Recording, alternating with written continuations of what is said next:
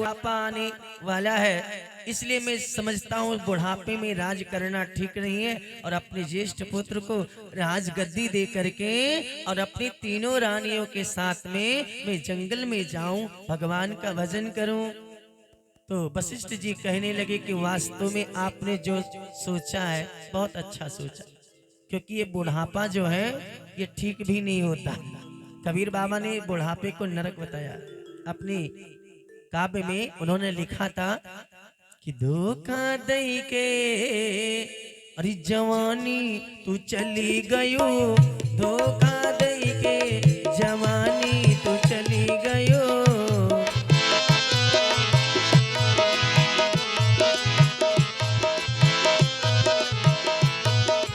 ए जवानी तू चली गयो, जवानी तू चली गयो, धोखा दई के जवानी तू चली गयो, धोखा दई के।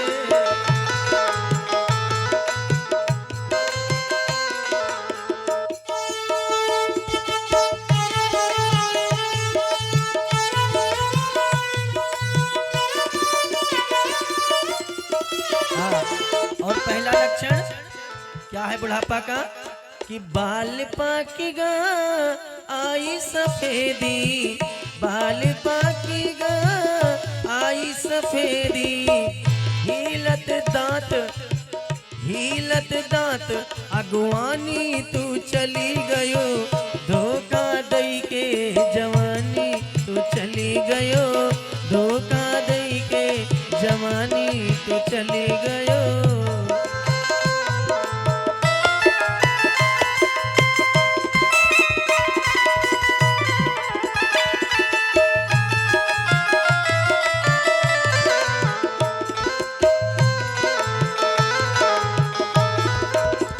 हथवा से कुछ सपरत नहीं, हथवा से कुछ सपरत नहीं, गोड़वा चले ऐचा तानी तू चली गयो, धोखा दई के जवानी तू चली गयो, धोखा दई के जवानी तू चली गयो।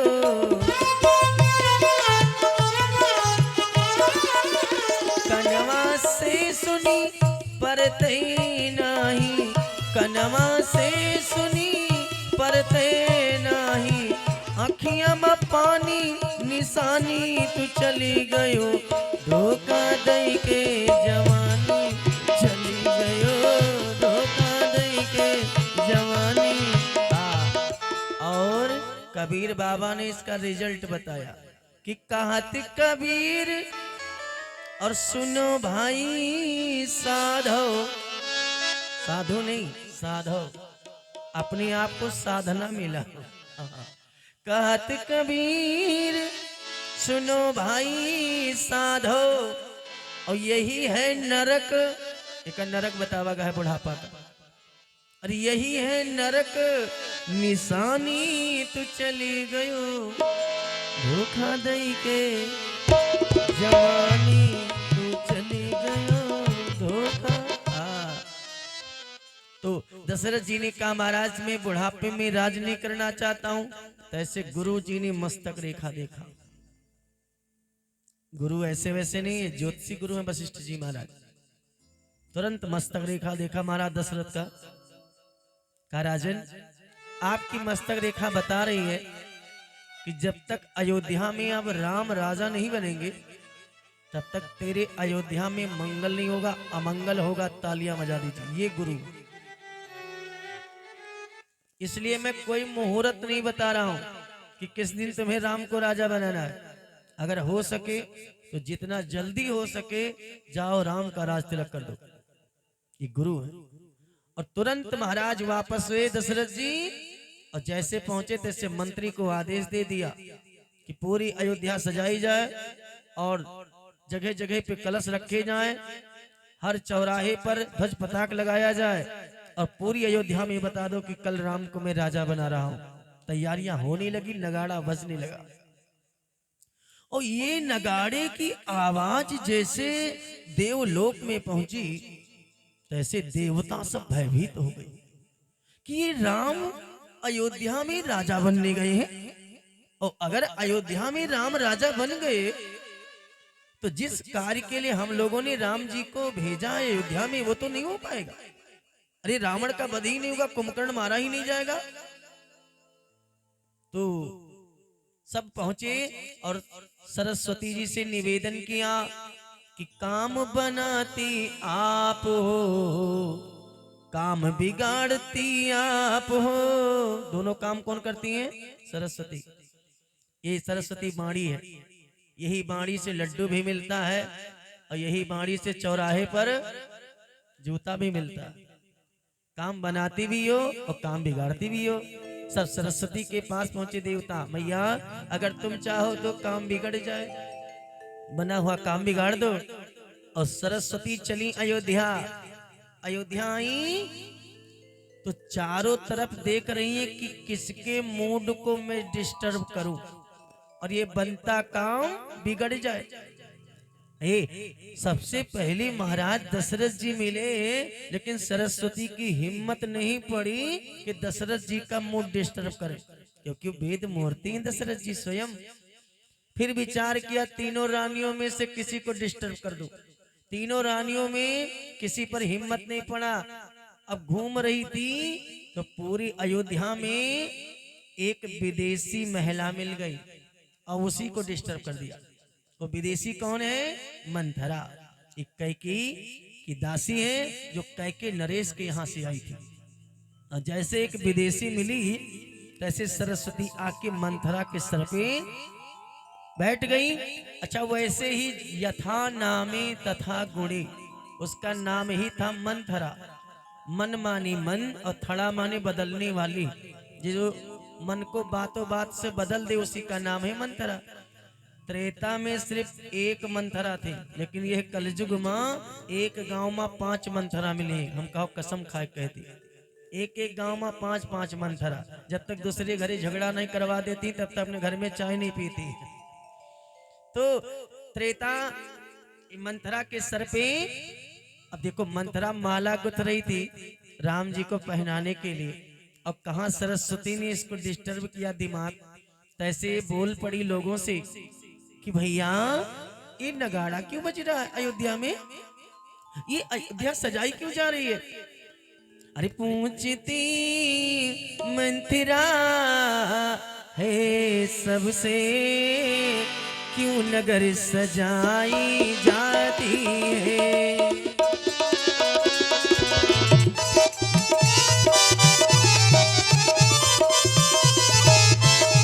पूछती मंथरा है सबसे, क्यों नगर सजाई जाती है।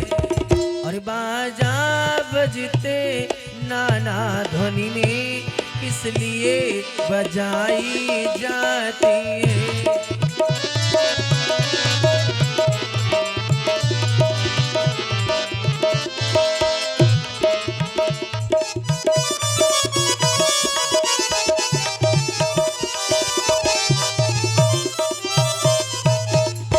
जो बाजा बज रहा है क्यों बज रहा है? तो लोगों ने कहा पूछ सिलोगन काह उछाहो, और राम तिलक सुनिभा उरदाहो। जैसे सुना कि राम का राज तिलक है, तैसे तो मंथरा पहुंची अपने भवन में, अपनी जो नई साड़ी पहने हुई थी उसको निकाल के फेंक के और फटी पुरानी कपड़े को धारण किया, सारे गहने को निकाल के फेंक दिया और एक पगली सा भेष बना के केस छितर बितर करके महारानी कैकेयी के महल में पहुंची। कैकेयी ने एक बार मंथरा को देखा नीचे से ऊपर तक कि ये कैसा भेष बना के आ गई है। मंथरा चुपचाप खड़ी है, कोई उत्तर नहीं दे रही है, चुपचाप खड़ी है। और रानी पूछ रही है कि हम सबने बाल गुंधाए हैं, क्यों अपना बाल बिखेरे हो। और सौगंध मेरी दासी इतना ये कैसा लक्षण फेरे हो।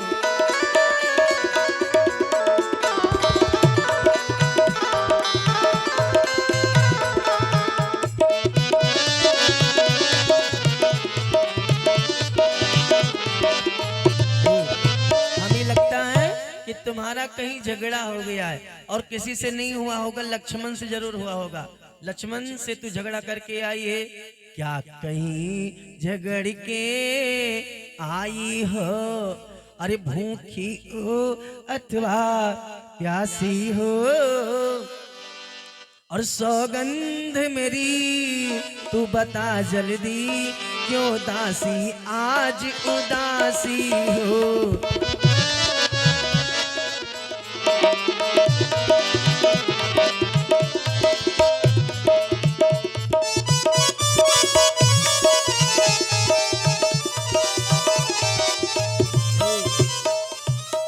कोई उत्तर नहीं दे रहे, चुपचाप खड़ी है। बाबा ने लिख दिया उतरो न दे न ले वो सासो, और नारी चरित करी ढार आसो। अच्छा ये बताओ, तत्काल अगर आपको रोना हो रो पाओगे? लेकिन ये बगल में बैठी हैं माताएं बहनें, ये अगर तुरंत चाहे तुरंत रो सकती हैं, बिल्कुल गारंटी। अपने बहने के शादी मत कल पुजनी लेके गयो है, हाँ जे ले गए हुई ते जानते हो। बताओ बेटवा के शादी रहा, ओके मम्मी बैठी त्योहार पूजे खतिर पूड़ी बनावत रही। इतने में भैया तिलपुजनी लेके जैसे पहुंचे तैसे अपने भैया का पकड़ के श्रोकहीन रोक तत्काल तुरंत। अच्छा बताओ, जबकि ये पुरुषों में गुण नहीं है लेकिन माताओं में गुण है। अब ये बातचीत करे लगे ना आपस में तुरंत शुरू करे थे रोज बतिये करते करत अरे तुरंत। तो मंथरा करती क्या है देखो, नारी चरित्र करी ढारे आंसू। बाबा ने लिखा इसको नारी चरित्र, तत्काल के रोना। तो रो रही है, सिसक सिसक के कुछ उत्तर नहीं दे रही है। तो कैकेयी कहती है अगर तू उत्तर नहीं देगी तो तुझको मैं मारने जा रही हूं।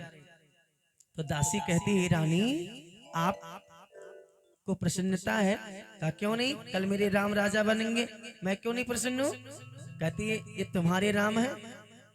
अरे तुम्हारे राम नहीं है, वो कौशल्या के राम है। तो ऐसे रानी कैकेयी ने एक बार दासी को डांटा, कहा दोबारा जिंदगी में अगर ऐसा तुम बात कहोगी, पुनियस बात कहां से घर फोरी, तो धर जीभ कढ़ा महू तोरी। तुम्हारे जवान को मैं कटवा लूंगी कि मेरे घर में झगड़ा हो जाए, तुम ये चाहती हो? और दासी चुपचाप गई और कोने में बैठ गई। चाहे राम राजा बने चाहे भरत राजा बने, हमें कहा लेना देना, अरे मैं तो दासी हूं। लेकिन एक बात बताऊं रानी का क्या है, मैं दासी हूं, दासी बनकर मेरा जीवन कट जाएगा।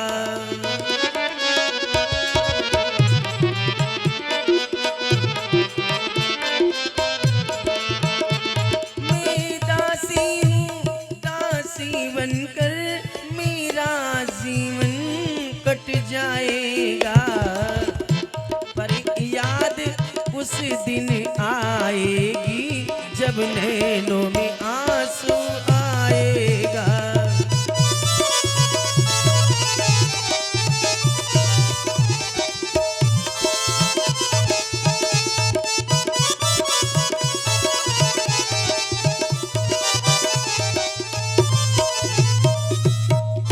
एक दिन तू मुझे याद करके जरूर कहेगी कि तू दासी बहुत अच्छा कह रहे थे। और इतने में महारानी कैकेयी को एक बहुत पुरानी बात याद आ गई। क्या आया, एक दिन बचपन के समय मेरे राम जी की उंगली पकड़ के मैया कैकेयी गई कोप भवन दिखाने। अब सब भवन देखते देखते कोप भवन में राम जी पहुंचे।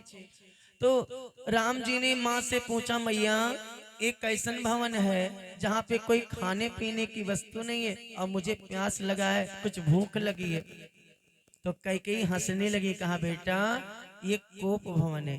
कहा कोप भवन क्या होता है? कहा कोप भवन, कोप माने गुस्सा और भवन माने कमरा।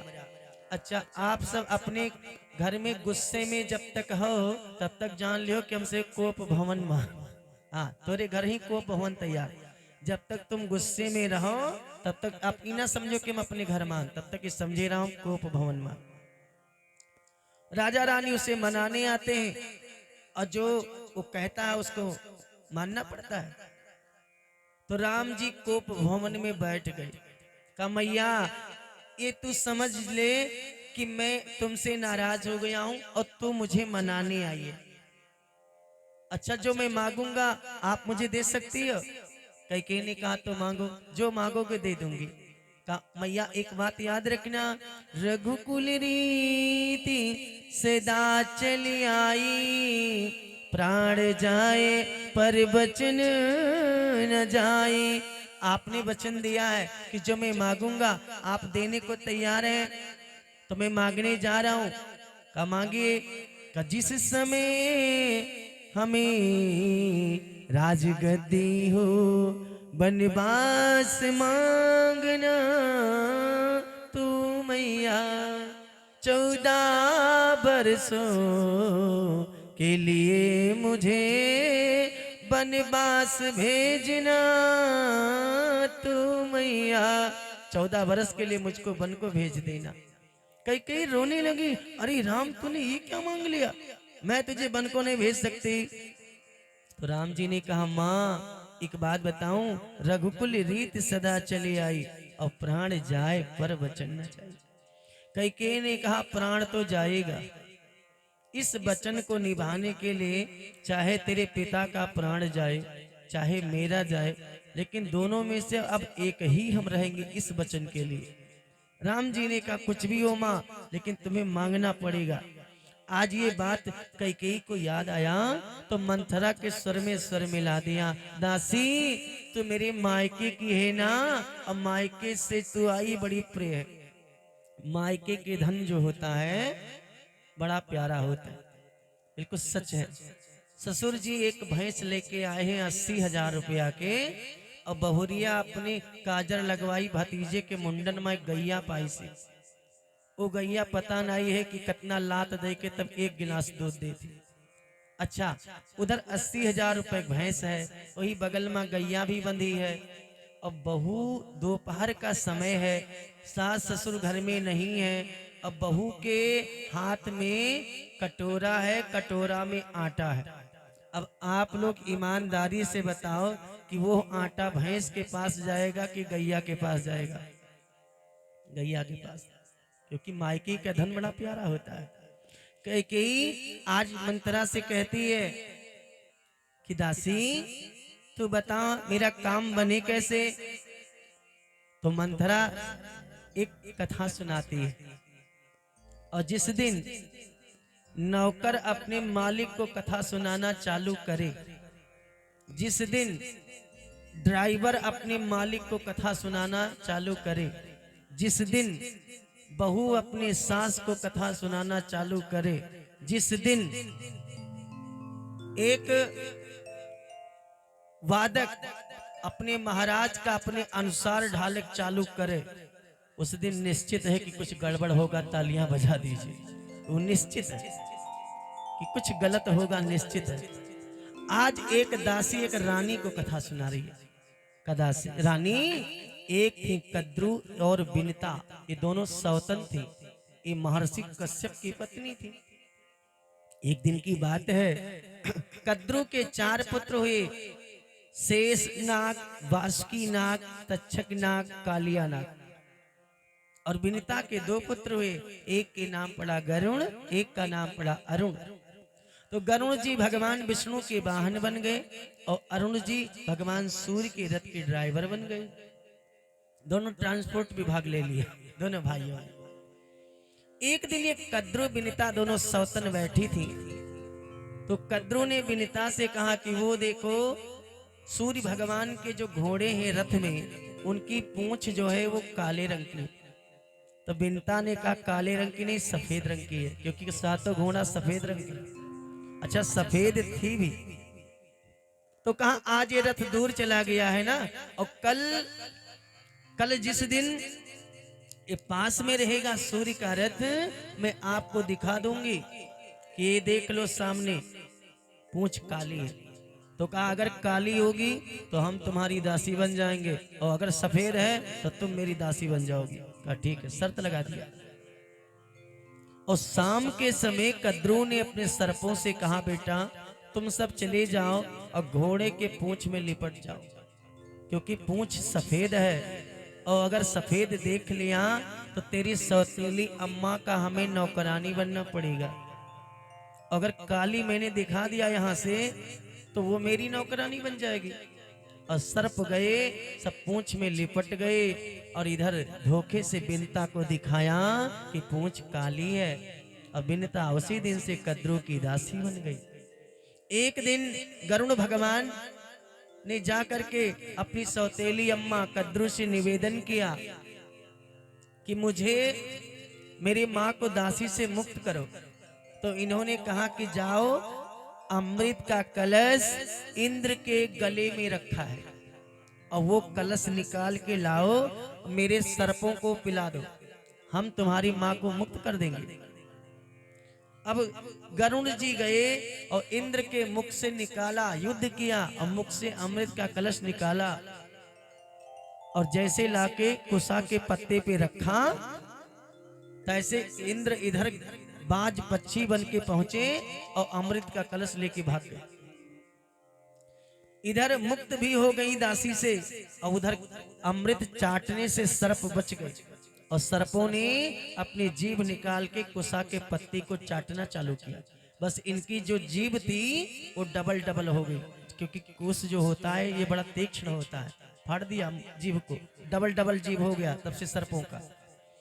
तो कहा जैसे कद्रू ने दुख दिया बिनता को, ऐसे कौशल्या तुम्हें दुख देगी। तो कहा दासी ये बताओ कि मेरा काम बने कैसे। तो दासी कहती है कि जो दुई बरदान भूप शयन थाती, मांगहूँ आज जुड़ावहूँ छाती, दुई बरदान भूप शयन थाती, मांगहूँ आज जुड़ावहूँ छाती।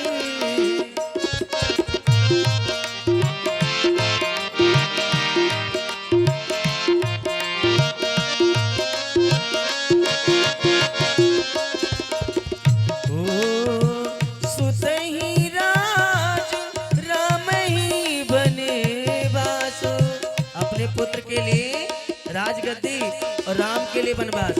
सुतहि राज राम ही बनवास, देउले सब सवती हुलासो, दुई बरदान भूप शयन थाती, मांगहूँ आज जुड़ावहूँ छाती।